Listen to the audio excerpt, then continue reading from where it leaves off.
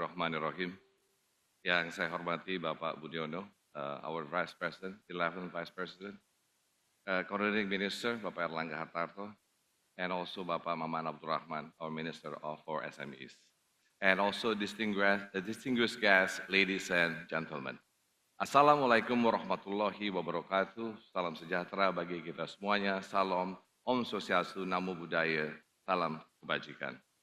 As the Chair of the Board of Trustees at Indonesia Business Council, on behalf of IBC, I welcome everyone to the Indonesia Economic Summit 2025. Can you clap for all this, please? Esteemed guests, governments, academia, international organizations, diplomatic corps, and delegation, as well as the captain of industries who are joining us today. This is the first ever summit hosted by Indonesian Business Council, or IBC. IBC enhances Indonesia economic competitiveness through data-driven policies and strong private sector's contributions.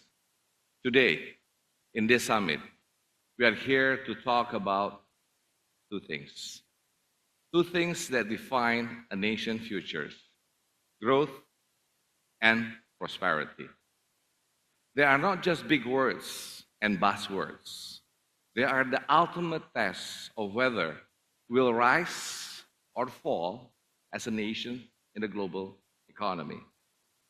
Let me start with the questions. Ever heard about the famous book, Why Nations Fail? I personally learned a lot from that book, especially how some nations are economically vulnerable and fragile. But I'm wondering what if nations succeed? What would it be like? What's the recipe? Now, let's talk about real examples. First, Vietnam. It was once one of the poorest nations, and now it becomes one of the fastest growing economies in Asia with 6 to 7% growth rate and an FDI hotspot. Samsung, Nike, Intel, and even NVIDIA, they invest, they build factories, and they employ local talents in Vietnam. This is a result of an economic reform which makes them more market-oriented with right trade and industrial policies. Let's discuss another example. You heard of BTS, Hyundai, and even Squid Games. Tell me, what comes to mind? What comes to mind? It is South Korea, the global innovation hub that even almost all of us in this room, because the consumer of their innovation. But it did not happen overnight. Since the 1990s, they've invested hundreds of billions in R&D and human capital. This is the power of great policies, real actions, and public-private synergy. Now, let's move to the Middle East, a country called Qatar, whose prosperity is driven by its abundant natural gas and oil reserve. Even with all the resources they know, that the future requires more than it. In 2008, they developed Qatar National Vision 2030, which has proven to diversify its economy from oil, making Qatar one of the most competitive countries, ranked 14 out of 63 countries. These are the example of successful nations that mostly thrive towards growth and prosperity after heavy turbulence. Questions: what we learn from these countries? They didn't wait for success. They built it. They built it. Driven by vision, policies, and the most important thing, action. Action.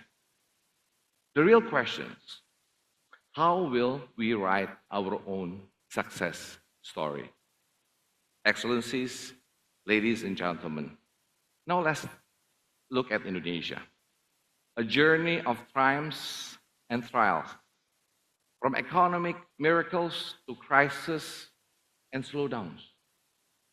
Looking back at the establishment era between 1945 to 1965, Indonesia, as a young nation, faced economic stagnations, minimal growth, hyperinflations, and declining living standards. Then came what we call the New Order era, that's between 1966 to 1998, shifting towards a market-driven, foreign investment-friendly economy. Growth took off, sometimes exceeding 8%, 8% on an annual basis. But vulnerabilities emerge, commodity shocks, credit expansions, and external debt fuel long-term instability. In 1997, the Asian financial crisis became a turning point, ushering in economic and political reforms under what we call the Reformasi era. Over the decades, Indonesia has experimented with various economic models. Our history proves that high growth is possible. It is possible. Indonesia has surpassed 8% GDP growth 5 times before. Indonesia, and now we are resilient, able to maintain steady growth of 5% annually, despite global shocks like the 2008 financial crisis and the 2020 pandemic. Looking ahead, Indonesia must define how to leverage our resources into a competitive advantage. But industrial policy, that's not good enough. Producing high quality goods is just one part of the equations. But what happens if they face barriers, such as tariff, import bans, or restrictive trade policies?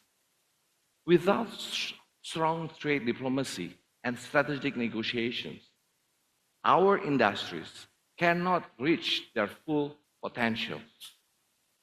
This is where effective foreign policies and diplomacy play an essential role, along with good governance and trust. Trust between the public and private sectors. This is a defining moment for Indonesia to become a thriving nation by transforming opportunity into sustainable growth and lasting prosperity. However, we must remember that we are not alone. We are not alone. Indonesia sits in the middle of a super competitive region. Look at our neighbors, Malaysia. Malaysia is rapidly positioning itself as a key player in microconductor industry. Vietnam, I am afraid, has also taken many steps ahead, from economic reforms to strengthening education for human capital development. Now it emerges as Asia's next manufacturing powerhouse. Imagine this region. Imagine this region in 5, 10 years.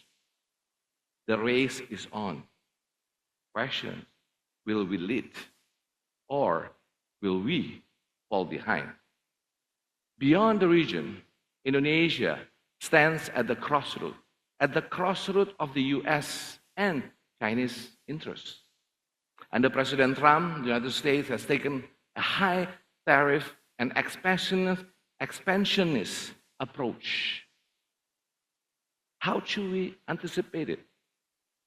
Meanwhile, China is facing overcapacity across multiple sectors, flooding global markets and driving global prices collapses. At the same time, emerging economies are also finding their footing, strengthening their position in the global economic landscape. This is why, in this shifting landscape, collaboration is no longer an option. It is a necessity. It is a necessity, especially with our neighboring countries. Even achieving an integrated supply chain in the region, we need to find complementarity among each other. But lucky for us, lucky for us, ASEAN countries are moving into that direction. We, in ASEAN, we compete, we collaborate, and we complement. We complement, collaborate each other, and that's our high call. Excellencies, ladies and gentlemen, throughout this summit, we will connect through thought leaders, business leaders, government, and the private sectors to solve current challenges and come up with an action plan that will define Indonesia's future development and growth. Today and tomorrow, IES will explore sectors that are crucial to shape Indonesia's economic resilience and global competitiveness, from industry to trade, from investment to connectivity, from green growth to food security, also human talent, good governance, and many more. So now, I would like to challenge all of you as we ready to extend this discussion into actions. Are we ready to execute? Let this be more than just a gathering. Let this be the turning point where ideas become actions, where discussions lead to measurable impacts. Indonesia that grows as an economic giant and ensures that its people prosper. Because future does not wait, and neither should we. Thank you very much. Terima kasih. Wassalamualaikum warahmatullahi wabarakatuh.